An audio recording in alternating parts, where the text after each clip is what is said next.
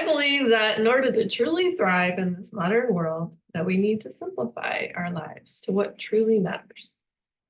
And that's why I created my course, Simplify to Thrive, which is my online Feng Shui decluttering course. And that's what I'm going to talk about in this video. So just to give you a little idea of what the course is about and what we do and how it helps people. So I love to teach about decluttering because I've seen how life-changing it is, not only for myself, but for the people that I've worked for. And what I found is that for a lot of people who have clutter, whether it's a big amount of clutter or a little bit amount of clutter, that there can often be a lot of resistance to taking care of it.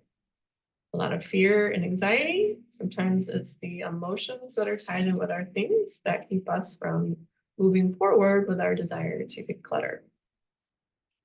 And there can be very overwhelming to know, well, how do I start? How do I begin? So the course, I lay out a step-by-step process so that it can be a lot easier for you to follow through one step at a time. And we start the course by talking about how to create a vision for your home and life. I find that when people learn about Feng Shui and also how our home affects our life and how the things in our home, in particular clutter, affects our life and affects the qi flow of our environment, that can be extremely motivating for people to take the time and energy to get it done. So a lot of the course creates this feeling of motivation and inspiration and guidance. People feel really held in the container that we create. So it's a safe place to share and hearing from other people what they're going through, what they're struggling with, and also their wins. That is really motivating and sort of has this ripple effect. People notice that when they declutter, just getting started with a little bit can spiral in an upward direction. Once you get started, it gives you energy and motivation to keep going.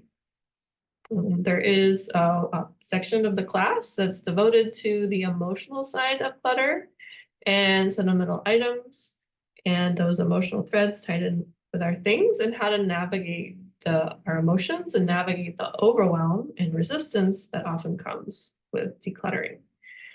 We also do a little bit of Qigong to work with that, which is really fun. And also to give you a sense of Qi and Qi flow, life force energy that's inside of us and all around us in nature. And that's the core concept in the Chinese practice of Feng Shui. And then one of the classes is devoted to Feng Shui and the Feng Shui of decluttering and different Feng Shui things that we can do to the space in addition to decluttering that will help promote harmony and balance. And we look at the Bagua map, which shows, it's a map that we put on the house that will show where all the different areas of our life, how they correspond to different areas of our home. So there's a wealth area, there's a relationship area, a career area, a health area.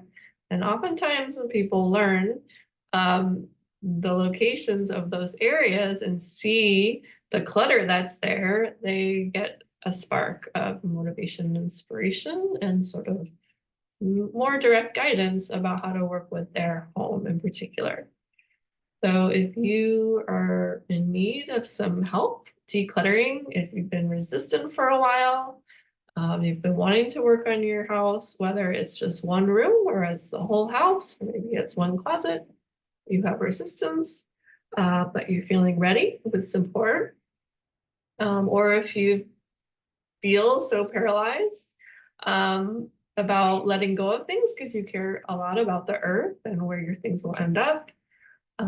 Maybe you've moved into a new house recently, or maybe even 3 years ago, still haven't unpacked, or still don't fit into your space because your new space is smaller than your old space.